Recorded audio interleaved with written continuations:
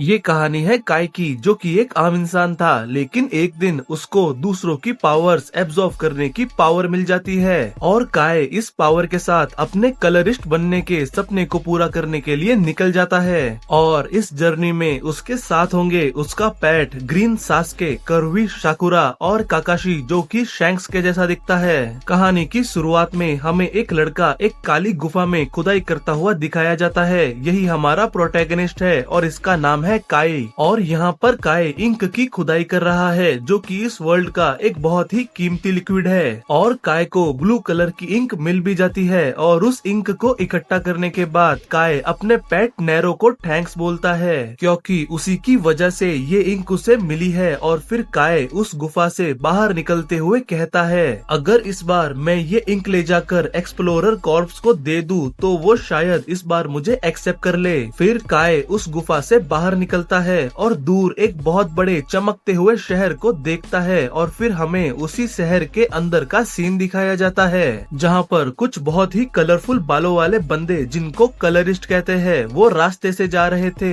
और लोग उनको देखकर कह रहे थे, उनके चमकते हुए कलर्स को देखो, ये कितने ज्यादा अमेजिंग है। और मैंने सुना है कि इस बार उन्होंने एक और बहुत बड़े क्रीचर को खत्म कर दिया है। ये लोग सही में कलरिस्ट के टाइटल को डिजर्व करते हैं। और जब तक कलरिस्ट इस शहर में है, हमारा चमकता हुआ शहर बिल्कुल सेफ है। फिर सीन उसी शहर में एक दूसरी जगह शिफ्ट होता है, जिसको कहते हैं शैडो डिस्ट्रिक्ट। और यहाँ पर काय अपना एक्सप्लोरर का एग्जाम देने के लिए आया था, लेकिन एग्जामिनर उसको धक्के मार के बाहर निकाल देता है और कहता है, मुझे तुमसे ये बात कितनी बार कहनी पड़ेगी कि ये जगह तुम जैसों के लिए नहीं है। काय कहता है, लेकिन क्यों नहीं, देखो मैं इस बार इंक भी लेकर आया हूँ, इससे मेरी क्वालिफिकेशन प्रूव हो जाती है। एग्जामिनर गुस्सा होते हुए कहता है, क्या मुझे तुम्हें ये बात फिर से समझानी पड़ेगी, तुम एक कलरलेस हो। जब लोग पैदा होते हैं तभी उनके काम डिसाइड हो जाते हैं, लेकिन कभी कभार कुछ बेवकूफ होते हैं जो उनकी जगह नहीं समझते, बिल्कुल तुम जैसे। और एग्जामिनर काय पर अपना एक छोटा सा अटैक करता है और कहता है, अब तू कलरलेस, मेरी बात ध्यान से सुन, सिर्फ हम जैसे चोजन वंस ही एक्सप्लोरर बन सकते हैं और तुम जैसे कमजोर लोग शहर के बाहर ब्लैक लैंड्स में सरवाइव नहीं कर सकते।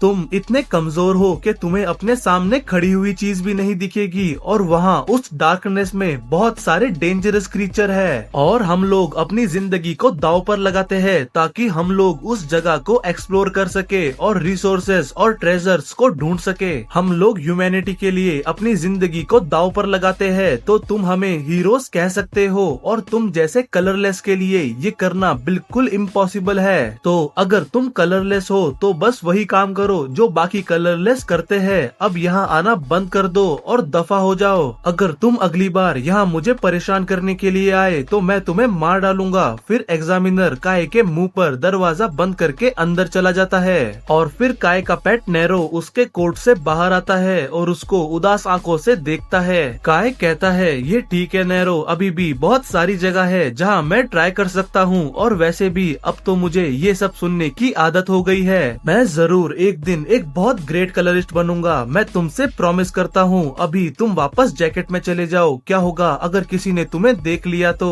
फिर काय वहाँ से जाने लगता है और उसको जाते हुए एक ग्रीन बालों वाला बंदा बहुत क्रीपी आंखों से देख रहा था। फिर काय वहाँ से एक वर्कशॉप में जाता है जिसको मारी चलाती है और मारी काय को देखकर बहुत ज्यादा खुश होती है और उसको वेलकम करती है। फिर मारी कहती है, क्या हुआ, तुम्हारा फेस आज फिर से उतरा हुआ है, क्या तुम फिर से फेल हो गए। काय कहता है, हाँ ऐसा ही समझ लो। फिर मारी नैरो को प्यार करती है और कहती है, शायद लोगों को बिल्कुल टैलेंट समझ में ही नहीं आता, मुझे तो ऐसा लगता है कि तुम बहुत ज्यादा स्ट्रॉन्ग एक्सप्लोरर बनोगे। काय कहता है, मैं क्या करूँ अगर लोग कलरलेस बंदों को एक्सेप्ट ही नहीं करते हैं तो। मारी कहती है, लेकिन फिर भी तुम ब्लैक लैंड्स में से बहुत सारी वैल्यूएबल चीजें लेकर आते हो, तुमने अपनी वैल्यू पहले ही प्रूव कर दी है। काय कहता है, ये सब सिर्फ इसलिए हो पाता है क्योंकि नैरो मेरी मदद करता है, चलो छोड़ो, क्या तुम ये ब्लू इंक मुझसे खरीद लोगी। मारी उस ब्लू इंक को देखकर बहुत ज्यादा खुश हो जाती है और कहती है, हाँ जरूर, मैं तुम्हें इसके अच्छे पैसे दूंगी। फिर मारी उस इंक को एक मशीन में डालती हुई कहती है, आजकल हालात बहुत ज्यादा खराब हो गए हैं, इंक मिलना बहुत ज्यादा मुश्किल हो गया है और वो बहुत ज्यादा महंगी भी हो गई है। काय कहता है, हाँ और इसी वजह वजह से लोग कह रहे थे कि हमें अब एक्सप्लोरर्स का नंबर बढ़ाना चाहिए। वैसे भी हमारी पूरी जिंदगी इंक पर ही निर्भर करती है।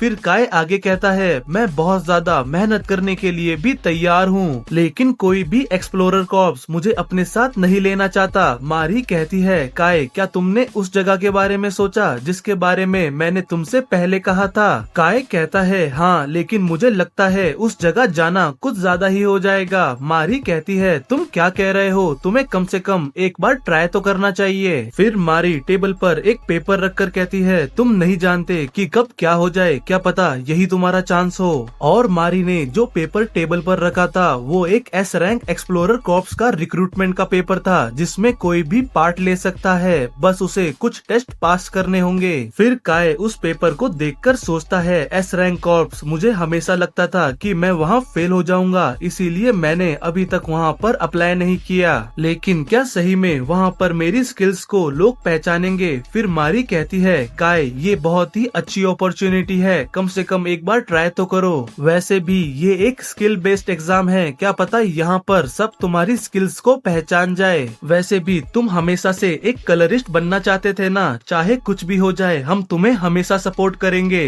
फिर काय कहता है, हाँ, मुझे भी लगता है कि अब मुझे घबराना बंद कर देना चाहिए और यहाँ पर एक बार ट्राई करना चाहिए। फिर काय वहाँ से मारी को थैंक्स बोलकर चला जाता है और एक रास्ते से जाते हुए उसी पेपर को देखता है और कहता है, अब ज्यादा टाइम नहीं बचा है, मुझे तैयारी शुरू कर देनी चाहिए। फिर काय नैरो की तरफ देखता है जो थोड़ा अजीब बिहेव कर रहा था और काय नैरो से पूछता है, क्या कुछ गड़बड़ है? लेकिन तभी उसके पीछे वही ग्रीन बालों वाला बंदा आ जाता है जो उसको चुपके देख रहा था और वो ग्रीन बालों वाला बंदा काय के पीछे एक अटैक कर देता है जिससे वो घायल हो जाता है और गिर के बेहोश हो जाता है। फिर कुछ समय बाद काय को होश आता है और हमें दिखाया जाता है कि उस ग्रीन बालों वाले बंदे ने काय को जैकेट से पकड़ रखा है और एक ब्लैक लिक्विड के ऊपर लटका रखा है। और फिर वो ग्रीन बालों वाला बंदा कहता है, तुम्हारी किस्मत अच्छी है कि मैं तुम्हें इसमें जिंदा फेंकने वाला हूँ। जब सभी तरह की इंक्स को मिलाया जाता है उससे बनता है इंक वेस्ट और ये इंसानों के लिए बहुत ही ज्यादा डेडली है। अगर तुम इसमें गिर जाओगे तो तुम्हारी बॉडी का एक भी हिस्सा नहीं मिलेगा और ये लाशों को ठिकाने लगाने के लिए सबसे बेस्ट चीज है। काय कहता है, तुम कौन हो और तुम मेरे साथ ये सब क्यों कर रहे हो? वो ग्रीन बालों वाला बंदा बताता है कि वो ये सब नैरो के लिए कर रहा है क्योंकि नैरो एक बहुत ही रेयर क्रीचर है, क्योंकि उसमें इंटेलिजेंस है और वो इंसानों के ऑर्डर्स को फॉलो भी कर सकता है। और हमें दिखाया जाता है कि उन लोगों ने नैरो को एक पिंजरे में बंद कर दिया है और ये देखकर काय चिल्लाता है, बदमाश, उसे जाने दे। वह ग्रीन बालों वाला बंदा कहता है, एक कलरलेस होकर तेरी इतनी हिम्मत कि तू मुझसे ऊंची आवाज में बात कर रहा है? क्या तू जानता है तेरा जो पेट है उसकी ब्लैक मार्केट में कितनी बड़ी कीमत मिलेगी? वैसे भी तू जैसा कलरलेस उसके लायक नहीं है। फिर काय सोचता है, मुझे शैडो डिस्ट्रिक्ट के अंदर इतना ज्यादा ऑफ गार्ड नहीं रहना चाहिए था। मैंने हमेशा से भेदभाव और इंसल्ट्स को झेला है, लेकिन मैं नैरो जो कि मेरी इकलौती फैमिली है उसको नहीं खो सकता। ये सोचकर काय बहुत ज्यादा गुस्सा हो जाता है और उस ग्रीन बालों वाले बंदे का हाथ बहुत जोर से पकड़ लेता है और यहाँ पर काय की पावर्स अवेक होना शुरू हो जाती है और उस ग्रीन बालों वाले बंदे को ऐसा लगता है कि उसके अंदर से कोई उसकी लाइफ एनर्जी को खींच रहा है। फिर वो बंदा काय को उस इंक वेस्ट के अंदर गिरा देता है और काय को गिरते हुए देखकर नैरो बहुत ज्यादा रोने लगता है। फिर हमें काय उस ब्लैक लिक्विड के अंदर दिखाया जाता है जो कि सोच रहा था, मुझे नैरो को बचाना होगा, लेकिन मेरी बॉडी बिल्कुल भी हिल नहीं रही है। क्या मेरा अंत सही में ऐसा होने वाला है? नहीं, अभी भी मुझे मेरा वो प्रॉमिस पूरा करना है। तभी काय को एक आवाज आती है जो काय से कहती है, काय तुम हिल क्यों नहीं रहे? तुम कुछ क्यों नहीं कर रहे हो? काय कहता है, तुम कौन हो? वॉइस कहती है, एक्सेप्ट कर लो, तुम जो भी कर सकते हो करो। क्या तुम अपना अंत ऐसे ही होने दोगे? नैरो को बचाओ, सब कुछ एब्जॉर्व कर लो, बिल्कुल भी हेजिटेट मत करो। मैंने बहुत लंबा इंतजार किया है, अपने ट्रू सेल्फ को एक्सेप्ट कर लो। मैं बहुत ज्यादा खुश हूँ, अभी फौरन अपने ट्रू सेल्फ को वापस ले लो। फिर काय अपने आप को पूरी तरह से इंक में कवर देखता है और कहता है, ये क्या हो रहा है? मैं तो अभी इंक के अंदर था। और उसके बाद, नहीं, कुछ तो गड़बड़ है, मैं कौन हूँ? तभी काय को नैरो के रोने की आवाजें आती है और काय कहता है, नैरो तुम यहाँ हो? हाँ ये सही है, मुझे नैरो को बचाना है। तभी वो सारी इंक एक बवंडर की तरह ऊपर उठती है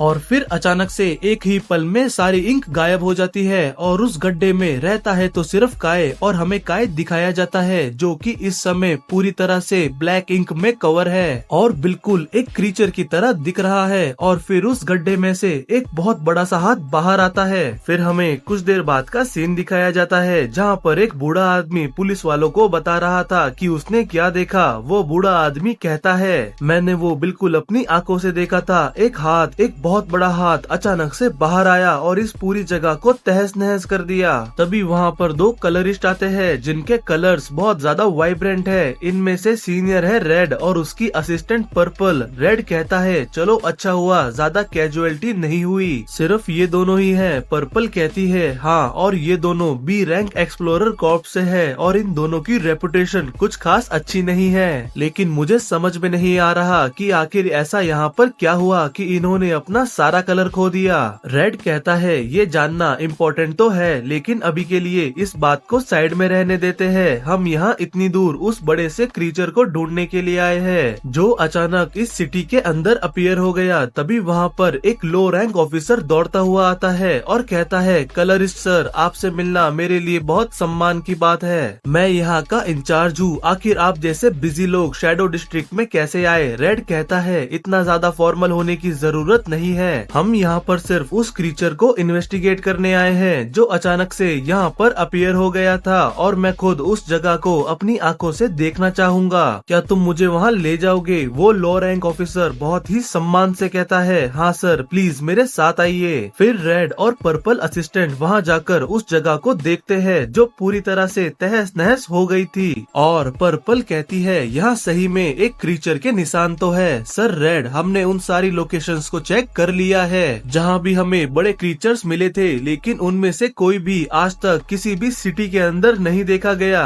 ये बहुत ही ज्यादा सस्पिशियस है। भले ही ये एक आउटर डिस्ट्रिक्ट है लेकिन शहर के अंदर हमें जो क्रीचर देखने को मिलते हैं वो बहुत ही ज्यादा छोटे और हार्मलेस होते हैं। क्या हो कि अगर एक नया वेरिएंट आया हो जो कि शहरों के अंदर भी आ सकता है। रेड कहता है, इतना जल्दी कंक्लूजन पर मत आओ और ये सोचो कि हम इस क्रीचर को कैसे ट्रैक करें। ये कितना बड़ा सरदर्द है। और हमें दिखाया जाता है कि काय क्रीचर में बदलने के बाद सब कुछ तोड़ता हुआ वेस्ट लैंड की तरफ भाग गया था। फिर सीन नैरो और काय पर शिफ्ट होता है जहाँ पर नैरो काय को उठा रहा था और फिर काय उठ जाता है और नैरो को देखकर उसको सुकून आता है। फिर काय याद करने की कोशिश करता है कि आखिर उस समय क्या हुआ था। उन दो बदमाशों ने मुझे वेस्ट इंक में गिरा दिया था। फिर काय को एक एक करके सारी मेमोरीज याद आती है कि कैसे वह एक ब्लैक पर्सन बन गया था, फिर वो एक बड़ा सा हाथ बन गया था। फिर काय अपने आप को देखता है जहाँ पहले वो बिल्कुल कलरलेस था लेकिन अब उसके पास भी एक कलर आ चुका है और ये है ब्लैक कलर। काय कहता है, आखिर ये कैसे पॉसिबल है और यहाँ पर इतना अंधेरा क्यों है? मुझे कुछ भी नजर नहीं आ रहा। तभी नैरो उछलता है और जोर जोर से घूमकर एक लाइट का गोला बन जाता है। फिर काय अपने आसपास बहुत सारे क्रीचर्स को देखता है और कहता है, ये जगह तो ब्लैक वेस्टलैंड है और ये जगह तो ब्लैक फॉरेस्ट एरिया है जहाँ पर सिर्फ बी रैंक एक्सप्लोरर और उसके ऊपर के एक्सप्लोरर ही आते हैं। तभी वो सारे क्रीचर्स मिलकर काय की तरफ बढ़ने लगते हैं और काय नैरो के साथ वहाँ से भागने लगता है और वहाँ से भागते समय काय पर बहुत सारे क्रीचर्स अटैक करते हैं। लेकिन नैरो की लाइट की वजह से काय उन सबसे जैसे तैसे करके बच रहा था और वहाँ से भाग रहा था। और काय सोचता है, आखिर मुझे ये क्या फीलिंग आ रही है? मेरी बॉडी बहुत ही ज्यादा अमेजिंग फील कर रही है। मैं इतनी देर से भाग रहा हूँ लेकिन मैं बिल्कुल भी थका नहीं हूँ और मैं बहुत ही ज्यादा फास्ट मूव कर पा रहा हूँ, जैसे कि मेरी बॉडी में पावर बहुत ही ज्यादा बढ़ गई हो। तभी काय के डिस्ट्रैक्शन का फायदा उठाकर एक क्रीचर उस पर अटैक कर देता है और काय को लगता है कि अब तो मैं मरने वाला हूँ। और काय अपना हाथ उस क्रीचर के मुंह के सामने रख देता है लेकिन जैसे ही वो क्रीचर काय के हाथ को काटता है उस क्रीचर के सारे दांत ही टूट जाते हैं और वो क्रीचर वहाँ से दुम दबाकर भाग जाता है। और काय देखता है कि उसके हाथ को कुछ नहीं हुआ जबकि वो एक बहुत ही खतरनाक हमला था। अगर वो कलरलेस होता तो वो जरूर अब तक खत्म हो जाता, लेकिन ये कलर की पावर है जिसने उसे बचा लिया। और तभी वहाँ पर एक बहुत बड़ा क्रीचर आ जाता है जिसको साइक्लोप्स कहते हैं और काय उसको देखकर सोचता है, ये क्रीचर तो सिर्फ ब्लैक फॉरेस्ट की गहराइयों में पाया जाता है। आखिर ये यहाँ पर क्या कर रहा है और फिर वो क्रीचर काय पर अटैक कर देता है, जिससे वो काफी दूर जाकर गिरता है और काय उठते हुए सोचता है ये पावरफुल तो है, लेकिन मुझे फिर भी ऐसी फीलिंग आ रही है कि मैं इससे जीत सकता हूँ। आखिरकार मुझे वो कलर मिल चुका है जो मैं हमेशा से चाहता था। अब चीजें बदलने वाली है और अब मुझे और ज्यादा भागने की जरूरत नहीं है। फिर काय खड़ा होता है और एक ब्लैक कलर काय की बॉडी पर पूरी तरह से फैल जाता है और ये देखकर वो साइक्लॉप्स काय पर अटैक कर देता है। फिर काय उछलता है और उस साइक्लॉप्स को एक बहुत ही जोर का पंच मारता है, जिससे वो साइक्लॉप्स पूरी तरह से खत्म हो जाता है और साथ में उस पूरे एरिया की डार्कनेस भी गायब हो जाती है और काय को साफ नीला आसमान, एक हरा भरा जंगल और नदी और झरने दिखाई देते हैं, जिसको देखकर काय की आंखें खुली की खुली रह जाती है। लेकिन तभी अचानक से काय की बॉडी से वो सारा ब्लैक कलर उड़ जाता है और काय नीचे जाकर गिरता है और कहता है मेरा कलर, अच्छा तो मैं जितना ज्यादा अपने पावर को इस्तेमाल करूंगा मेरा कलर उतना ज्यादा ही खत्म होता जाएगा। और काय गिरने के बाद पूरी मरने की हालत में हो गया था। तभी काय के अंदर से वही आवाज आती है जो काय से कहती है तुम क्या कर रहे हो, तुम्हारा खाना तुम्हारे सामने ही तो है, जल्दी से उसे खा लो जो कलर तुम्हारी आंखों के सामने है। तुम मरना नहीं चाहते हो ना, ये बहुत सिंपल है, सिर्फ अपना हाथ आगे बढ़ाओ, सिर्फ अपना हाथ आगे बढ़ाओ। और फिर जैसे ही काय उस साइक्लॉप्स की बॉडी को छूता है वो पूरी बॉडी काय के अंदर एब्जॉर्ब हो जाती है और काय का ब्लैक कलर वापस आ जाता है और उसकी सांस में सांस आती है और काय कहता है लगता है आज तो मैं नहीं मरने वाला। फिर सीन मारी की वर्कशॉप पर शिफ्ट होता है जहाँ पर मारी काम कर रही थी। तभी वहाँ पर एक ब्लैक फिगर आता है जिसको देखकर मारी कहती है आपका स्वागत है, क्या आपकी कोई स्पेशल रिक्वेस्ट है। लेकिन वो ब्लैक फिगर कुछ भी नहीं कहता और सिर्फ मारी की तरफ बढ़ता रहता है और ये देखकर मारी घबरा जाती है और कहती है सर क्या आप जानते हो आप कितने ज्यादा क्रीपी लग रहे हो। फिर मारी एक पाना अपने हाथ में उठा लेती है और कहती है अगर तुम जरा भी मेरे पास आए तो मैं तुम्हारा सर उड़ा दूंगी। और वो बंदा मारी के पास जाकर उसको बू करके डरा देता है और मारी कहती है तुम बदमाश क्रीप कहीं के, मुझसे दूर रहो, यहाँ से चले जाओ। तभी वो बंदा अपने सर से अपना हुड हटाता है और स्माइल करते हुए कहता है अरे मारी शांत हो जाओ, क्या तुमने मुझे नहीं पहचाना, ये मैं हूँ। और काय को देखकर मारी बहुत ज्यादा सरप्राइज और कंफ्यूज हो जाती है और चिल्लाकर कहती है काय ये तुम हो, आखिर तुम्हारी अपीयरेंस को क्या हुआ। फिर काय मारी को वो सारी बातें बताता है जो आज उसके साथ हुई और उन दो बदमाशों के बारे में सुनकर मारी को भी बहुत ज्यादा गुस्सा आता है और मारी कहती है मैं इस हथौड़े से उन बदमाशों का सर फोड़ दूंगी, आखिर उनकी इतनी हिम्मत कैसे हुई काय के साथ ऐसा करने की। काय कहता है अरे मारी अब बस करो, मैंने अपना बदला ऑलरेडी ले लिया है। फिर मारी शांत होकर कहती है जब से हमारा कांटेक्ट टूट गया था तब से मैं बहुत ज्यादा घबरा गई थी और मैंने सोचा भी नहीं था कि ऐसा कुछ हो जाएगा, लेकिन मैं खुश हूँ कि तुम सेफ हो।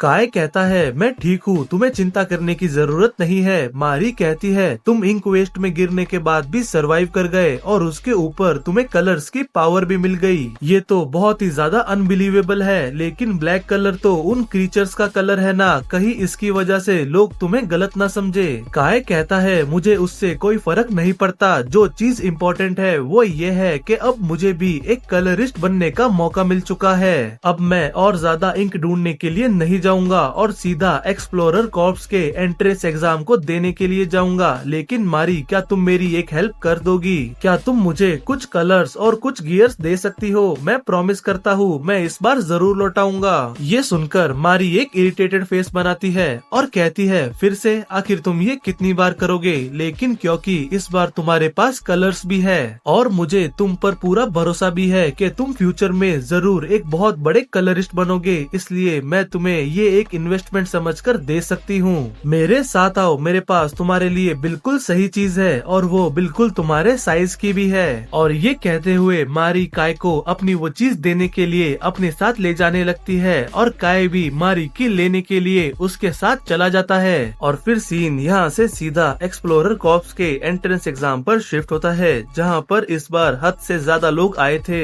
और इतने सारे लोगों को देखकर सारे बंदे जो कि एग्जाम देने के लिए आए थे बहुत ज्यादा नर्वस हो जाते हैं, क्योंकि इस बार कंपटीशन बहुत ज्यादा हार्ड होने वाला है। लेकिन फिर भी ये लोग बहुत ज्यादा एक्साइटेड है क्योंकि आज ये लोग डाउन एक्सप्लोरर कॉर्प्स का एग्जाम एग्जाम देने के लिए आए हैं और सभी एक्सप्लोरर कॉर्प्स में इस डाउन एक्सप्लोरर कॉर्प्स की सबसे ज्यादा रेपुटेशन है, क्योंकि इसमें सबसे ज्यादा एस रैंक एक्सप्लोरर है और इन्होंने ब्लैक लैंड्स को सबसे ज्यादा एक्सप्लोर करके सबसे ज्यादा अचीवमेंट हासिल की है और इन लोगों को लिटरली शाइनिंग सिटी की होप्स भी कहा जाता है। और इसी वजह से यहाँ पर बहुत सारे स्ट्रॉन्ग बंदे हैं, जिनमें से एक है एलिसियान, जो कि सियान फैमिली की सेकंड डॉटर है और उसके बाजू में खड़ा लड़का एक फेमस बाउंटी हंटर है। और इनके अलावा यहाँ पर और भी बहुत सारे बड़े बड़े क्लैन के अमीर और पावरफुल बच्चे आए हैं, लेकिन उनमें भी सबसे ज्यादा जो लोगों की अटेंशन खींच रहा है वो है ये गेल, जिसको लोग गेल स्वॉर्ड के नाम से भी जानते हैं। और ये बंदा अकेले ही बहुत सारे क्रीचर्स को संभालने के लायक है और इसके बारे में सभी लोग यही बातें कर रहे थे कि ये बंदा तो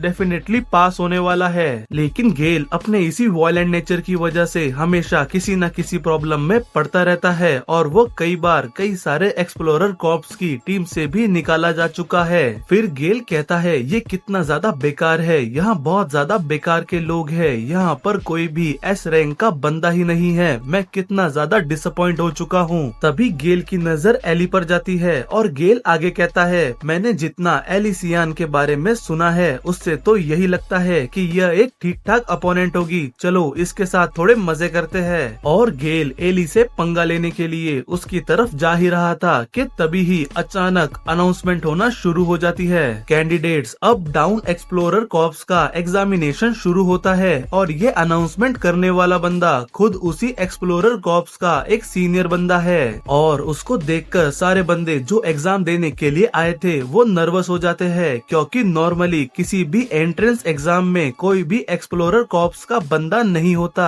लेकिन अगर यहाँ पर ये सीनियर बंदा है तो इसका मतलब ये लोग इस बार इस एंट्रेंस एग्जाम को लेकर बहुत ज्यादा सीरियस है। फिर वो एस रैंक का बंदा आगे कहता है डाउन एक्सप्लोरर कॉर्प्स के एंट्रेंस एग्जाम में अप्लाई करने के लिए तुम सबका शुक्रिया। आज यहाँ पर जितने भी लोग आए हैं उनके जरूर अपने अपने सपने होंगे, पैसा, पावर, ऑनर, ड्यूटी, चाहे कुछ भी हो ये मैटर नहीं करता, क्योंकि अंत में जिस चीज की तुम्हें सबसे ज्यादा जरूरत पड़ेगी वो होगी तुम्हारी स्किल्स। और हमें भी सिर्फ वही बंदे चाहिए जो सबसे ज्यादा स्किलफुल हो, हमें वो स्ट्रॉन्ग बंदे चाहिए जिनके साथ हम बाहर ब्लैक लैंड्स पर जाकर हमारी ह्यूमंस की खोई हुई टेरिटरी को वापस रिक्लेम कर सके। और वहाँ बाहर एवरेज और मीडियोकर लोगों का कोई भी काम नहीं है। चलो बिना किसी देरी के एग्जाम स्टार्ट करते हैं। अगर तुम अपने आसपास देखोगे तो तुम्हें आइडिया लग जाएगा कि पहला टेस्ट एक टूर्नामेंट के फॉर्मेट में होने वाला है। आखिरकार एक एक्सप्लोरर की कॉम्बैट स्किल्स सबसे ज्यादा इम्पोर्टेंट होती है और जो कोई भी कॉम्बैट में कमजोर होता है वो इस शहर के बाहर जाते ही खत्म हो जाता है। चलो अब अपनी एबिलिटी को यहाँ पर प्रूफ करो, जब तुम्हारा नंबर बुलाया जाए आगे स्टेज पर आ जाना। नंबर 186 और ये नंबर गेल का है, जो अपना नंबर सुनते ही बहुत ज्यादा खुश हो जाता है और सोचता है मैं कितना ज्यादा लकी हूँ, मुझे शुरुआत से ही बहुत ज्यादा मजा आने वाला है। मैं वैसे भी यहाँ बहुत ज्यादा बोर हो रहा था, मुझे अपने ओपोनेंट के साथ अब कैसे खेलना चाहिए। लेकिन तभी गेल स्टेज पर खड़े अपने ओपोनेंट को देखता है जिसका नंबर होता है 286 और उसको देखकर गेल सोचता है ये कितना ज्यादा कमजोर दिखता है, इसका स्टैंस भी बिल्कुल सही नहीं है, लेकिन मुझे इससे कोई भी फर्क नहीं पड़ता। मैं इतना ज्यादा बोर हो चुका हूँ कि अब मेरे सामने कोई भी हो मैं बिल्कुल भी होल्ड बैक नहीं करूँगा। फिर गेल अपनी बड़ी सी स्वॉर्ड को निकालता है और सब लोग ये देखकर हैरान हो जाते हैं कि इतनी यंग एज में भी ये बंदा अपनी स्वॉर्ड को बहुत अच्छी तरह से यूज कर सकता है। और एली भी गेल की इतनी बड़ी स्वॉर्ड देखकर सरप्राइज हो जाती है। ये बंदा सही में एक जीनियस कहलाने के लायक है। और जैसे ही टेस्ट स्टार्ट होता है गेल अपनी स्वॉर्ड से अपने ओपोनेंट पर अटैक कर देता है, लेकिन उसका ओपोनेंट गेल को सिर्फ एक साइतामा का नॉर्मल पंच मारता है और उससे ही गेल उस टूर्नामेंट की साइड की दीवारों पर जाकर लगता है और वहाँ जाकर बेहोश हो जाता है। और हमें दिखाया जाता है कि गेल का ओपोनेंट और कोई नहीं बल्कि काय है। और उसको देखकर सारे लोग कहते हैं उस बंदे के कलर को देखो, वो तो ब्लैक है, क्या किसी इंसान का उन क्रीचर्स के जैसा कलर हो भी सकता है? क्या ये इस ब्लैक कलर की पावर है जो इसने गेल को सिर्फ एक पंच में नॉकडाउन कर दिया? और फिर काय कहता है आखिर सब लोग इतना ज्यादा शोर क्यों मचा रहे हैं, क्या मैंने कोई गलती कर दी? और यहीं पर हमारा ये एपिसोड एंड होता है। पिछले एपिसोड में हमने देखा कि इंक वेस्ट में गिरने के बाद काय के पास ब्लैक कलर की पावर आ जाती है और फिर काय डाउन एक्सप्लोरर कॉर्प्स का एंट्रेंस एग्जाम देने के लिए जाता है और वहाँ पर वो गेल को सिर्फ एक पंच मारकर हरा देता है, जो कि one of the strongest candidate था। एपिसोड की स्टार्टिंग में डाउन एक्सप्लोरर कॉर्प्स का एंट्रेंस एग्जाम आगे बढ़ता है और हमें दिखाया जाता है कि काय एक के बाद एक ओपोनेंट को डिफीट करता हुआ एक के बाद एक विक्ट्री हासिल करता है और उसको देखकर एग्जामिनर्स भी कहते हैं ये बच्चा बहुत ही अच्छा फाइटर है और ये इतने सारे एप्लीकेंट्स में से स्टैंड आउट भी करता है और ये पहला बंदा है जिसके पास ब्लैक कलर है। इसके बारे में बहुत जल्द सबको पता चल जाएगा, हमें ये चांस गंवाना नहीं चाहिए और फौरन इसको रिक्रूट कर लेना चाहिए। तभी वहाँ पर रेड आता है और उन सबको हेलो कहता है। एग्जामिनर्स रेड से पूछते हैं आप यहाँ पर कैसे, आप तो किसी केस की इन्वेस्टिगेट कर रहे थे ना। रेड कहता है हाँ वो, उसमें तो मुझे कोई प्रोग्रेस ही नहीं मिल रही है और मेरा सर भी दुखने लग गया है। वैसे क्या इन लोगों में से कोई अच्छा एक्सप्लोरर बनने के लायक है? एग्जामिनर्स कहते हैं आप इस बार अच्छे रिजल्ट्स एक्सपेक्ट कर सकते हैं, हमारे पास अभी सियान फैमिली की यंग लेडी है और कुछ एक्सट्रीमली यूनिक बंदे भी है। तभी रेड की नजर काय पर जाती है और एग्जामिनर्स कहते हैं आपकी नजर बहुत ज्यादा शार्प है, ये बंदा टॉप रैंक के बंदों को भी हरा रहा है और बहुत अच्छे रिजल्ट्स दे रहा है। आप ये अज्यूम कर सकते हो कि अब तो इस बंदे का एडमिशन गारंटीड है। पर्पल असिस्टेंट कहती है सर रेड, कहीं ये लड़का वो ही तो नहीं है? रेड कहता है हाँ शायद हो भी सकता है, एक नया कलर अचानक से सामने आ गया उस अजीब से इंसिडेंट के फौरन बाद, ये बात कोई कोइंसिडेंस नहीं लगती। अभी के लिए सिर्फ इसको देखते हैं ये बंदा आखिर क्या कर सकता है। फिर हमें काय दिखाया जाता है जो कि कहता है मैं एक के बाद एक मैच जीतता जा रहा हूँ और इस ताकत के साथ एक एक्सप्लोरर बनना बहुत ही ज्यादा इजी होगा, लेकिन फिर भी मुझे केयरफुल रहना चाहिए। अगर मैंने अपनी पावर्स का ज्यादा इस्तेमाल किया और पिछली बार की तरह अपना सारा कलर खो दिया फिर तो मेरी खैर नहीं। फिर हमें एली दिखाई जाती है जो कि अपने एक और ओपोनेंट को बर्फ में जमा कर ऑरा फार्म करते हुए आ रही है और उसको देखकर दूसरे एप्लीकेंट्स बातें कर रहे हैं। सियान फैमिली के कलर्स हमेशा अमेजिंग होते हैं और इनके घर के सारे बंदे इतने ही अमेजिंग है, कोई भी इनको कैसे हरा सकता है। फिर एली काय के पास से गुजरती है और उसको बिना कुछ कहे उसको सिर्फ अपनी आंखों से एक लुक देकर चली जाती है। फिर थोड़ी देर बाद गोल्डन बालों वाला एग्जामिनर कहता है तुम सबके हार्ड वर्क के लिए तुम्हारा शुक्रिया और क्योंकि हम शेड्यूल से पीछे चल रहे हैं इसलिए हम अब सीधा नेक्स्ट टेस्ट शुरू करते हैं और जो लोग फेल हो चुके हैं वो अब यहाँ से बाहर चले जाए और अगली बार कोशिश करे तो अगला एग्जाम है। और एग्जामिनर के इतना कहते ही रेड उससे रोक देता है और कहता है इन लोगों का सेकंड एग्जाम मैं पर्सनली लूंगा। और रेड को देखकर सारे एप्लीकेंट्स घबरा जाते हैं और कहते हैं ये पर्सन तो कलरिस्ट रेड है, ये हमारी साइनिंग सिटी के सबसे स्ट्रॉन्गेस्ट कलरिस्ट में से एक है और ये इसलिए इतने फेमस है क्योंकि इन्होंने बहुत सारे ब्लैक लैंड्स को दोबारा रीटेक किया है और बहुत ज्यादा अचीवमेंट्स हासिल की है। और मैंने तो ये भी सुना है कि इनकी डिस्ट्रक्टिव पावर इतनी ज्यादा खतरनाक है कि कभी कभार इनके साथी भी इनके साथ काम करने से मना करते हैं। और एक अफवाह भी है कि जब भी कलरिस्ट रेड किसी का एग्जाम लेते हैं तो कोई भी पास नहीं होता, हमारे तो लग गए। गोल्डन बालों वाला एग्जामिनर कहता है क्या तुम इस बारे में श्योर हो? अगर कैप्टन को इस बारे में पता चला तो वो फिर से तुमको डांटेंगे। रेड बहुत ही कैजुअल अंदाज में कहता है ये ठीक है, वैसे भी मैं तो हर रोज सुनता ही रहता हूँ। फिर रेड एप्लीकेंट्स से कहता है तुम्हारा टेस्ट बहुत ही ज्यादा सिंपल होगा, तुम्हें बस बर्दाश्त करना होगा। फिर रेड अपनी पावर्स रिलीज करता है और सारे एप्लीकेंट्स के आसपास एक आग का बैरियर बन जाता है। फिर रेड कहता है अभी तुम लोग जो एक्सपीरियंस कर रहे हो वो काफी कुछ उस जगह के एनवायरनमेंट के जैसा है जहाँ मैं एक बार गया था और वो बहुत ज्यादा गर्म था। ब्लैकलैंड्स एक्सट्रीम एनवायरनमेंट से भरे हुए हैं जहाँ पर ह्यूमंस बड़ी मुश्किल से सरवाइव कर सकते हैं और उनके कंपैरिजन में तुम जो अभी एक्सपीरियंस कर रहे हो वो तो कुछ भी नहीं है और तुम्हारा एग्जाम बहुत सिंपल है। इस एनवायरनमेंट को बर्दाश्त करो और तुम पास हो जाओगे, लेकिन अगर तुम इतना सा भी बर्दाश्त नहीं कर सकते तो तुम्हारे पास एक कलरिस्ट बनने की कोई भी क्वालिफिकेशन नहीं है। फिर हमें दिखाया जाता है कि जिन एप्लीकेंट्स के आसपास आग का बैरियर बना था उनकी हालत खराब हो जाती है और वो कितनी भी कोशिश करे उससे बाहर निकलने की वो बाहर नहीं निकल पाते। और गोल्डन गोल्डन बालों वाला एग्जामिनर रेड की तरफ देखते हुए सोचता है, मैंने सुना था रेड काफी समय से ट्रेनिंग नहीं कर रहा है, लेकिन इसको देखकर तो ऐसा लगता है कि इसकी स्किल्स बिल्कुल भी कम नहीं हुई है। इतने सारे लोगों के आसपास एक आग का बैरियर बना देना, वो भी इतनी जल्दी और इतनी आसानी से, ये तो कमाल है। शायद इसीलिए red one of the highest ranked colourist है। तभी हमें दिखाया जाता है कि एली रेड के बैरियर को तोड़कर बाहर निकलती है और दोबारा से अपना ऑरा फॉर्म करती है। और रेड भी एली को देखकर कहता है, ये लड़की काफी अच्छी है, ये सियान फैमिली की है, लेकिन फिर भी इसने जिस तरह से मेरे बैरियर को तोड़ा है उस तरह से तो ये सही में एक प्रोडिजी कहलाने के लायक है। लेकिन उस दूसरे बच्चे का क्या हुआ? उसने अभी तक कुछ नहीं किया और सिर्फ अंदर खड़ा बर्दाश्त कर रहा है, लेकिन अभी तक वो बाहर क्यों नहीं निकला? चलो छोड़ो, शायद मैं कुछ ज्यादा ही एक्सपेक्ट कर बैठा था। फिर हमें परेशान काय दिखाया जाता है जो कि सोच रहा था, मेरे तो लग गए, अब मैं क्या करूं? मैंने पिछली फाइट्स में अपना बहुत ज्यादा कलर इस्तेमाल कर लिया था। अगर मुझे पता होता कि ऐसा होने वाला है तो मैं अपना ज्यादा कलर बचाता।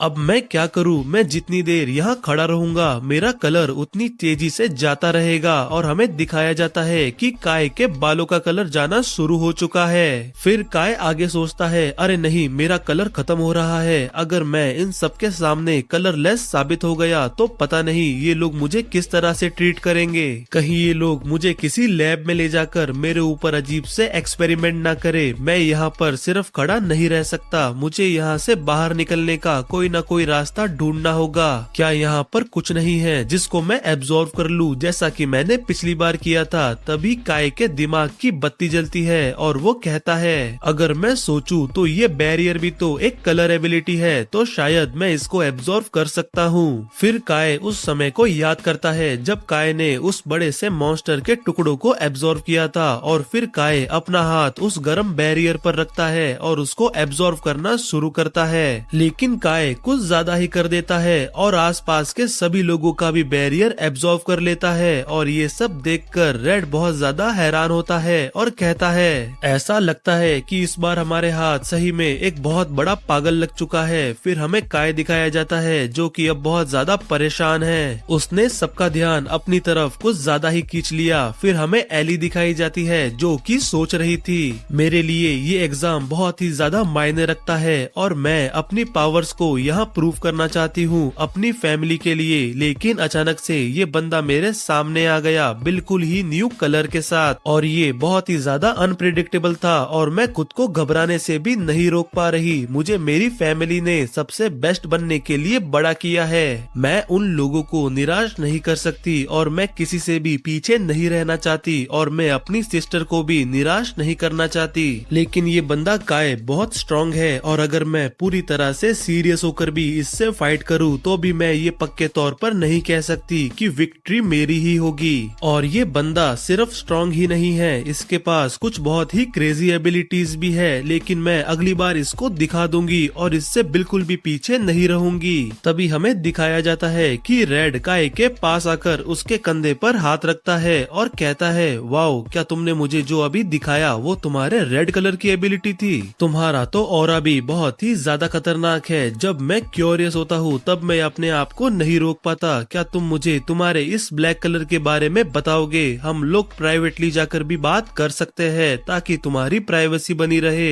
काय कहता है, लेकिन इस एग्जाम का क्या? रेड कहता है, अरे तुम इसकी चिंता मत करो, क्या तुमने देखा नहीं तुम कितने ज्यादा ताकतवर हो? मैं सब कुछ संभाल लूंगा। काय हैरान होकर सोचता है, क्या मैं पास हो गया? फाइनली मैं एक एक्सप्लोरर बन गया। तभी गोल्डन बालों वाला एग्जामिनर चिल्लाकर कहता है, रेड क्या तुम पागल हो गए हो? तुम फिर से अपनी मन मर्जी की कर रहे हो, एग्जाम अभी भी चल रहा है। रेड कहता है, अरे यार चिल्लाना बंद करो, मैं तुम्हें इसका खामियाजा बाद में दे दूंगा। फिर गोल्डन बालों वाला एग्जामिनर बाकी एप्लीकेंट्स से कहता है, अटेंशन, एक अनएक्सपेक्टेड सरकमस्टेंस की वजह से एग्जाम बीच में ही इंटरप्ट हो गया था, लेकिन अब एग्जाम दोबारा कंटिन्यू किया जाएगा सिवाय नंबर 17 के जिसने अपने दम पर खुद उस बैरियर को तोड़ा था। बाकी सब अपना एग्जाम दोबारा देंगे। फिर रेड काय को लेकर वहाँ से चला जाता है और हमें दिखाया जाता है कि रेड काय को लेकर उसी इंसिडेंट की जगह पर पहुँच गया है और काय उस जगह को देखकर बहुत ज्यादा घबरा जाता है और सोचता है, अरे ये तो वही जगह है जहाँ मैं इंक वेस्ट में गिर गया था। फिर रेड कहता है बहुत ही बदसूरत नजारा है ना, यहाँ पर कुछ समय पहले एक हादसा हुआ था और 2 एक्सप्लोरर जिनके पास कलर्स थे वह अचानक से कलरलेस हो गए, और जो लोग उस हादसे की जगह पर मौजूद थे उन्होंने कहा है कि उन्होंने एक बहुत ही बड़े क्रीचर को देखा था और उस हादसे के तुरंत बाद तुम आ गए, पहला इंसान जिसके पास ब्लैक कलर की पावर है। ये तो काफी कमाल का कोइंसिडेंस है ना, एक ऐसी पावर जो दूसरों के कलर को एब्जॉर्ब कर सकती है जिसको आज से पहले कभी नहीं देखा गया।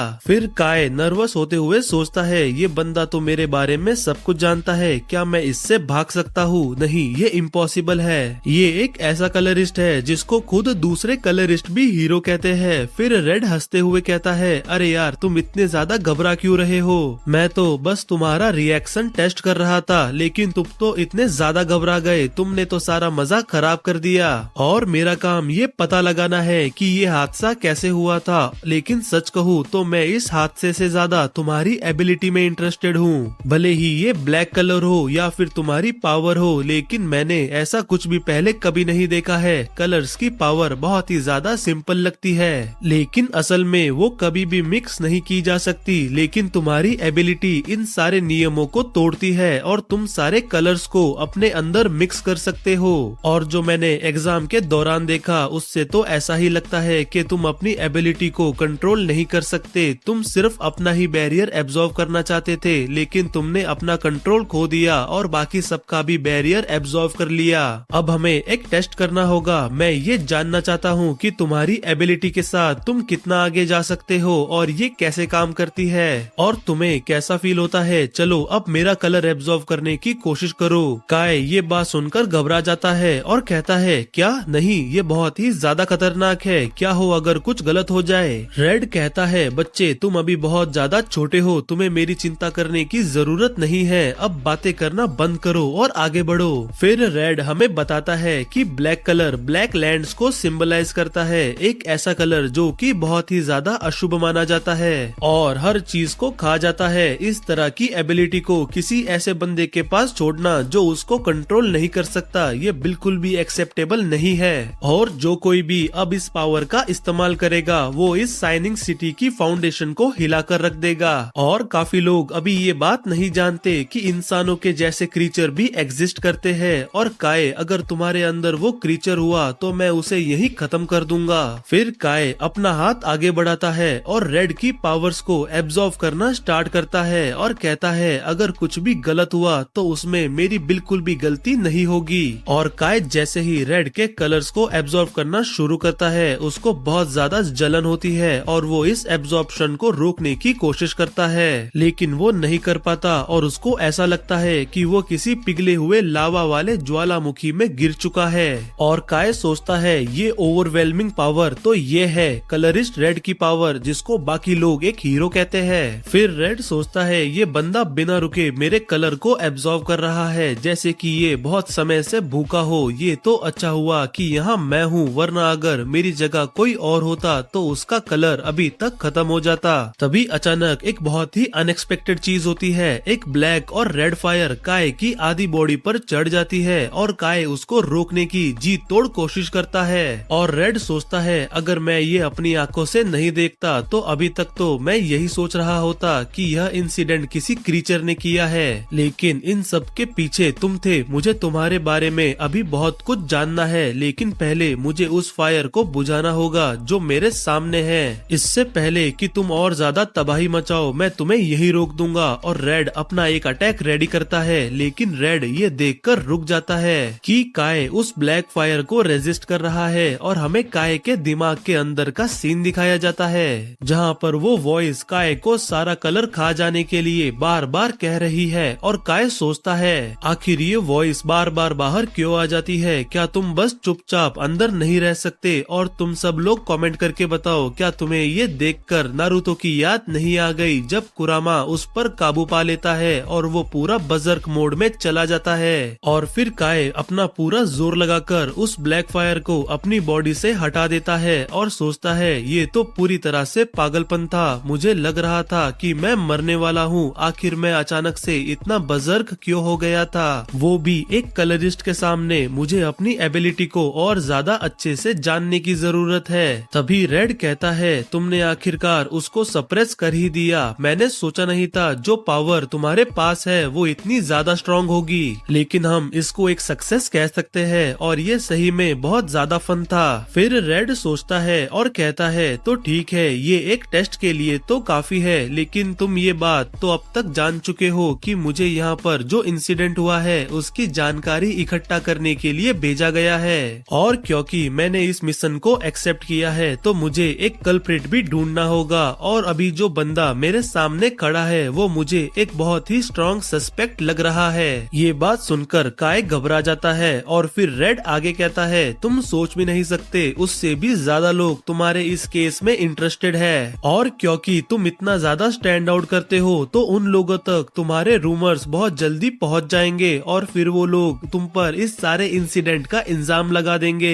भले ही यह हमारी सिटी का एक बाहरी इलाका है, लेकिन फिर भी तुमने जो यहाँ पर डैमेज किया है वो करोड़ों का है। क्या तुम इन सब की भरपाई कर सकते हो? चलो पैसों की बात भी छोड़ो, लेकिन अगर सिटी के लीडर्स को तुम्हारी इस डेंजरस एबिलिटी के बारे में पता चल गया तो फिर तुम सोच सकते हो कि वह तुम्हारे साथ क्या करेंगे। फिर काय घबराते हुए सोचता है अरे यार, मैं तो यहाँ बहुत बुरी तरह से फंस चुका हूँ, लेकिन यहाँ मैं भी तो एक विक्टिम ही हूँ। फिर रेड कहता है अगर तुम मेरे अंडर आ जाओ तो फिर शायद मैं इस बारे में कुछ कर सकता हूँ, और जैसे ही रेड ने ये कहा काय ने अपना सर झुका लिया और कहा प्लीज मुझे अपना सबऑर्डिनेट बना दीजिए। फिर रेड कहता है मेरी पूरी बात सुन लो, मैं ये नहीं कह रहा हूँ कि मैं सब कुछ ठीक कर सकता हूँ, और जो कुछ भी मैं तुम्हारे लिए करूँगा उसके बदले में तुम्हें मेरे लिए भी कुछ करना होगा। फिर काय कहता है आप चिंता मत कीजिए, आप जो कुछ भी कहेंगे मैं वो सब कुछ करूँगा। फिर रेड एक बड़ी ही क्रीपी स्माइल बनाता है और कहता है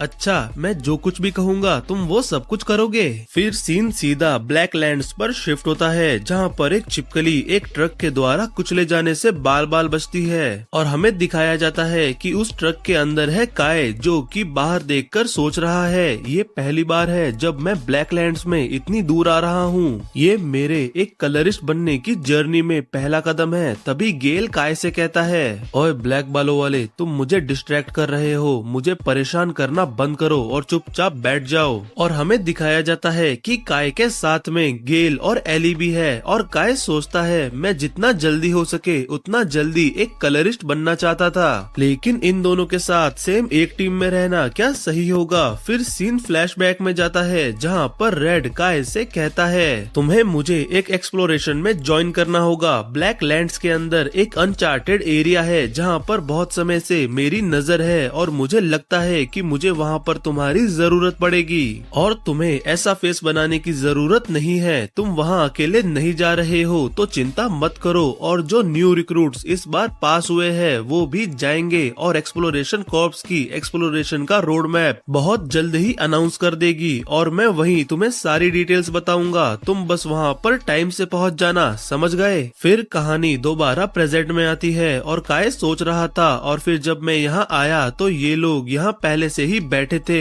और क्योंकि रेड ने उस एंट्रेंस एग्जाम को पूरी तरह से डिस्टर्ब कर दिया था इसलिए सबको सारे एग्जाम्स दोबारा देने पड़े। और फिर एली ने खुद रेड की टीम को ज्वाइन करने की रिक्वेस्ट की। फिर गेल कहता है मैं यकीन नहीं कर सकता कि मैं तुम जैसे बेवकूफ से हार गया, मैंने बस एक पल के लिए अपना गार्ड डाउन किया था, अगली बार जब हम फाइट करेंगे तब तुम इतने ज्यादा लकी नहीं होगे।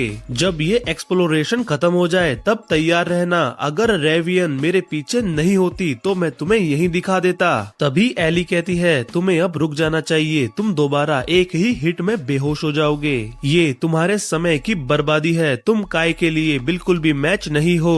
ये सुनकर गेल को बहुत ज्यादा गुस्सा आता है और काय सोचता है शायद मैं इस लड़की पर भरोसा कर सकता हूँ। तभी एली कहती है काय सबसे पहले जिससे फाइट करेगा वो हूँ मैं, और हम पहले ही आई कांटेक्ट बनाकर इस बात पर अग्री कर चुके हैं। ये बात सुनकर काय बहुत ज्यादा कंफ्यूज होता है और सोचता है अरे ये कब हुआ। और फिर एली कहती है और इस फाइट में जो भी हारेगा वो चुप रहकर जीतने वाले के ऑर्डर्स को फॉलो करेगा। और फिर काय परेशान होते हुए सोचता है मैं नहीं जानता कि ये सब सही हो रहा है या नहीं। फिर हमें दिखाया जाता है कि काय का व्हीकल आखिरकार उनके कैंप पर पहुंच चुका है और काय उस व्हीकल से बाहर निकलते हुए सोचता है तो ये है डाउन एक्सप्लोरर कॉर्प्स का बेस। जब मैं पहले ब्लैक लैंड्स में जाया करता था तब मुझे सब कुछ खुद ही प्रिपेयर करना होता था और मेरी मदद करने वाला नैरो के अलावा कोई नहीं होता था। लेकिन एक एस रैंक एक्सप्लोरर के पास बहुत ज्यादा सप्लाईज होती है।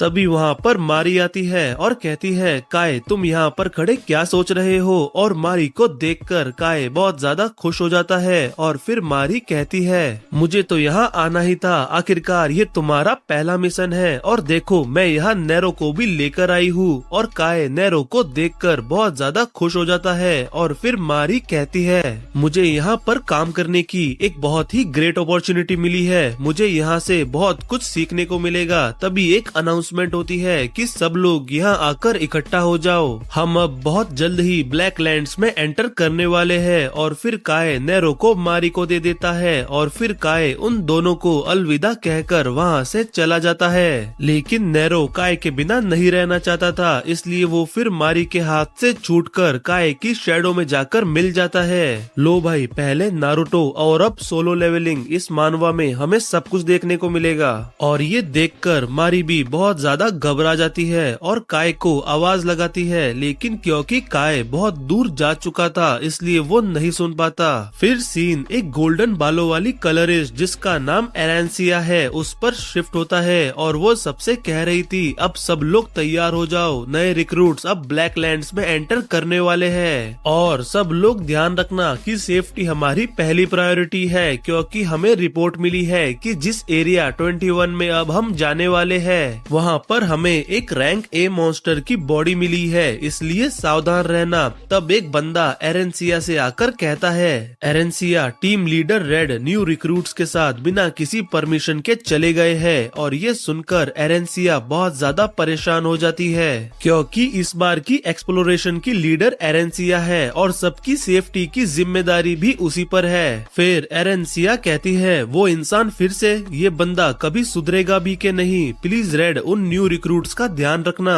फिर हमें रेड, काय, गेल और एली ब्लैक लैंड्स के अंदर एक जगह में दिखाए जाते हैं और हम इन्हें नारुतो वाली टीम 7 भी कह सकते हैं। तभी काय रेड से पूछता है, टीम लीडर एक्सप्लोरेशन के हिसाब से तो हमें कहीं और जाना था ना, क्या ये सही है कि हम यहाँ आ गए? वैसे भी हमारी टीम में सब न्यू रिक्रूट्स ही है। रेड कहता है, हमारी डेस्टिनेशन अलग है। फिर काय गेल और एली से कहता है, आखिर तुम लोग हमें फॉलो क्यों कर रहे हो? टीम लीडर तो सिर्फ मुझे अपने साथ ले जाना चाहते थे। ये बात सुनकर गेल बहुत ज्यादा इरिटेट होता है और कहता है, सिर्फ एक फाइट जीतकर तुम अपने आप को कुछ ज्यादा ही समझने लग गए हो। फिर एली कहती है, तुम्हें क्या लगता है कि टीम लीडर रेड की गाइडेंस सिर्फ तुम्हारे लिए ही होगी क्या? फिर रेड कहता है, काय तुम्हें ज्यादा घबराने की जरूरत नहीं है, जब तक मैं यहाँ हूँ तुम लोगों को कुछ भी नहीं होगा। चलो अब बातें बहुत हो गई, अब आगे बढ़ो। फिर हमें दिखाया जाता है कि रेड पीछे खड़ा है और गेल, काय और एली फाइट कर रहे हैं और एली फाइट करते हुए सोच रही है, द ब्लैक लैंड्स, यहाँ का घुटन भरा एनवायरनमेंट और इतने सारे डेंजरस क्रीचर्स, ये जगह सही में बहुत ज्यादा खतरनाक है और मुझे अपनी पावर्स का भी बहुत ज्यादा एफिशिएंटली इस्तेमाल करना होगा ताकि अगर आगे कोई बड़ा खतरा हो तो मैं उसका सामना कर सकूं। मैं काय के पीछे नहीं रहना चाहती। तभी एली काय को देखकर चौंक जाती है और काय से कहती है, काय तुम एक ड्रॉपर यूज क्यों नहीं कर रहे हो? मैंने एग्जाम के टाइम भी देखा था, तुमने कोई भी ड्रॉपर यूज नहीं किया था। काय कहता है, मेरे पास कोई भी ड्रॉपर नहीं है, वो बहुत ज्यादा एक्सपेंसिव होते हैं और वैसे भी मैं तो उसके बिना भी फाइट कर सकता हूँ और मैंने आज तक किसी भी ड्रॉपर का यूज नहीं किया है। ये बात सुनकर एली और गेल दोनों हैरान हो जाते हैं और सोचते हैं, क्या इसने कभी भी एक ड्रॉपर का यूज नहीं किया? एक ड्रॉपर तो एक एक्सप्लोरर के लिए बहुत ही एसेंशियल चीज होती है, उसके बिना आखिर वो क्रीचर से फाइट कैसे करेंगे? किसी भी क्रीचर को हराने के लिए एक कलरिस्ट को अपने ड्रॉपर का यूज करके उस क्रीचर के अंदर कलर डालना होता है, लेकिन ये बंदा सिर्फ अपने हाथों से ही उन क्रीचर्स को हराया जा रहा है। फिर गेल शेक करते हुए कहता है, तो मुझे एक ऐसे बंदे ने हराया जिसने आज तक एक ड्रॉपर का इस्तेमाल भी नहीं किया है, आखिर मैं इतना ज्यादा पथेटिक कैसे हो सकता हूँ? काय, जब अगली बार हम फाइट करेंगे मैं तुझे खत्म कर दूंगा। और रेड उन तीनों को देखकर सोचता है, ये अच्छा है, काय की मदद से उन दोनों को और भी ज्यादा मोटिवेशन मिलेगी, ये तो और भी ज्यादा इंटरेस्टिंग होता जा रहा है। फिर रेड उन तीनों से कहता लगता है। चलो तुम तीनों अब जल्दी से काम खत्म करो, हम लोग अब बस हमारी लोकेशन पर पहुंचने ही वाले हैं। फिर वो तीनों मिलकर बहुत सारे क्रीचर्स को खत्म करते हैं और इस प्रोसेस में काय तो ज्यादा नहीं थकता, लेकिन गेल और एली बहुत ज्यादा थक जाते हैं। इसलिए फिर रेड उनसे कहता है ठीक है, हम अब एक शॉर्ट ब्रेक लेंगे, लेकिन हमने अभी शुरुआत भी नहीं की है, इसलिए ज्यादा रिलैक्स करने का मत सोचना। तुम लोगों के पास सिर्फ 10 मिनट है, फिर हम इमीडिएटली आगे बढ़ना शुरू करेंगे।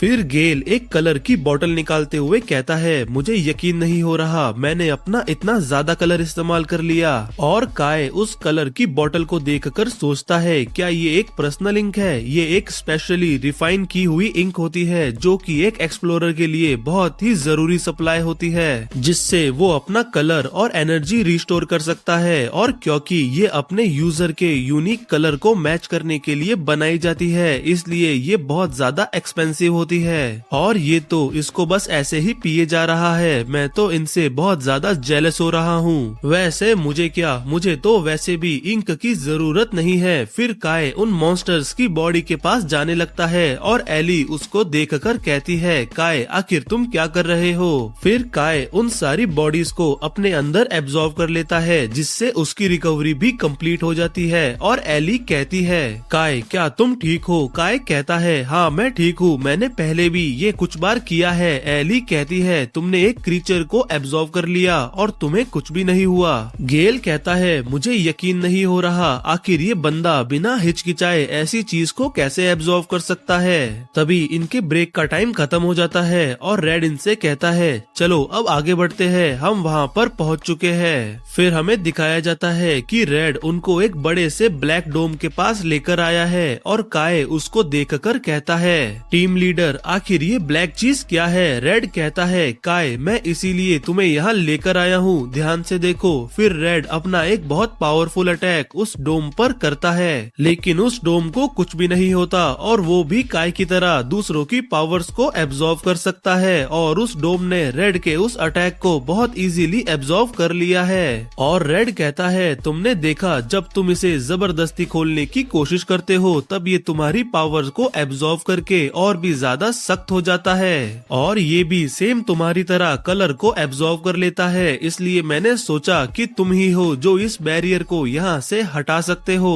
और इस बैरियर के अंदर उन खंडरों में जाने का रास्ता है और उन खंडरों में ही हमें वो चीज मिलेगी जिसके लिए हम यहाँ आए हैं, जिसका नाम है द स्टेला फ्रेगमेंट। ये सुनकर गेल कहता है अब ये क्या चीज है? और एली भी कहती है मैं भी इस चीज के बारे में पहली बार सुन रही हूँ। रेड कहता है तुम मानो या ना मानो ये चीज एग्जिस्ट करती है और हमारी शाइनिंग सिटी बहुत समय से इस चीज को ढूंढ रही है। मैं तुम्हें बाद में इसके बारे में एक्सप्लेन कर दूंगा, पहले हमें इस बैरियर को यहाँ से हटाना होगा। फिर काय उस बैरियर की तरफ जाता है और अपना हाथ आगे बढ़ाकर उस बड़े से डोम जैसे बैरियर को एब्जॉर्ब करना शुरू करता है। और ये देखकर रेड बहुत ज्यादा खुश होता है और कहता है जैसा कि मैंने सोचा था ये बैरियर अब गायब हो रहा है। काय तुम्हारी पावर्स अब मेरे लिए बहुत ज्यादा यूजफुल साबित होगी। लेकिन जब काय उस बैरियर को एब्जॉर्ब कर रहा था तब बहुत ज्यादा आवाज हो रही थी और इस सारी आवाज को सुनकर वहाँ पर बहुत सारे क्रीचर्स आ जाते हैं। और रेड कहता है यहाँ तो बहुत ज्यादा भीड़ आ गई है, हम इन क्रीचर्स को संभाल लेंगे जब तक काय उस बैरियर को एब्जॉर्ब कर लेगा। जाओ उन क्रीचर्स को खत्म कर दो।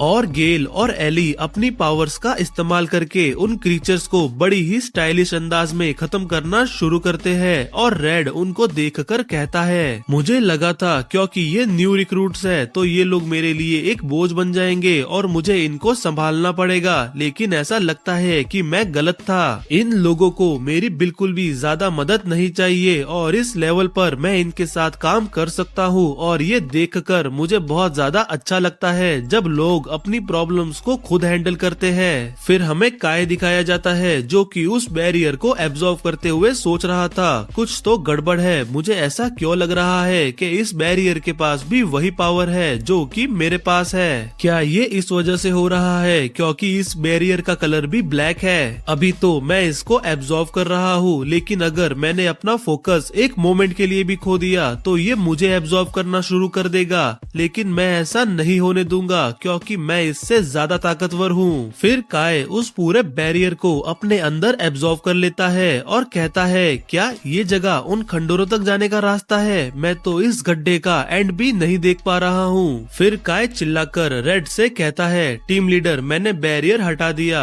फिर रेड कहता है, शाबाश काय, तुमने बहुत अच्छा काम किया, मुझे पता था तुम मुझे निराश नहीं करोगे। फिर रेड गेल और एली से कहता है, बैरियर हट चुका है, अब जल्दी से यहाँ आ जाओ, हमें हर एक क्रीचर को मारने की जरूरत नहीं है। लेकिन रेड नोटिस करता है कि गेल और एली के पास एक अटैक आ रहा है और रेड एक पल में ही गेल और एली को उस अटैक से बचा लेता है। और वो अटैक इतने बड़े लेवल का था कि उसको देखकर गेल के होश उड़ जाते हैं और रेड कहता है, मुझे लगा ही था हमारा ये एक्सप्लोरेशन कुछ ज्यादा ही स्मूथली जा रहा है और मुझे खबर तो मिली थी कि एक डेंजरस एंटिटी यहाँ पर घूम रही है, लेकिन मुझे लगा नहीं था कि मेरा सामना तुमसे हो जाएगा।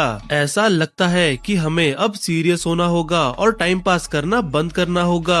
फिर हमें वो अटैकर दिखाया जाता है और वो बंदा आधा इंसान और आधा क्रीचर के जैसा लग रहा था और उसकी पीठ पर बहुत सारे ड्रॉपर्स भी थे, जिससे हमें ये पता चलता है कि ये बंदा बहुत सारे कलरिस्ट को मार के उनका ड्रॉपर चुरा चुका है और इस बंदे का ऑरा बहुत ज्यादा खतरनाक लग रहा था। इसलिए रेड सबसे कहता है, तुम सब मेरी बात सुनो, तुम लोग अभी के अभी खंडर के अंदर जा रहे हो और तुम लोग वहाँ जाकर एक साथ काम करना और 10 टेला फ्रेगमेंट को ढूंढना। मुझे तुम लोगों पर पूरा भरोसा है और तुम्हारे पास जो एबिलिटीज है उसके साथ तुम ये कर सकते हो। लेकिन काय रेड को अकेला छोड़ने से मना कर देता है, इसलिए रेड काय को धक्का देकर उस गड्ढे में गिरा देता है और कहता है, अब रोना बंद करो और यहाँ से चले जाओ। और काय गिरते हुए भी यही कह रहा था, टीम लीडर आखिर हम आपके बिना क्या करेंगे। लेकिन रेड वहीं ऊपर उस क्रीचर से लड़ने के लिए रुक जाता है। फिर सीन उस गड्ढे के अंदर शिफ्ट होता है जहाँ पर काय गिरकर पहुंचा है और काय उठकर अपनी लालटेन जलाता है और देखता है कि वो जिस जगह को खंडर समझकर एक्सप्लोर करने के लिए आए हैं वो तो एक्चुअली एक बहुत बड़ा शहर है जहाँ पर बहुत सारी बड़ी बड़ी बिल्डिंग्स है। और यहीं पर हमारा ये एपिसोड एंड होता है।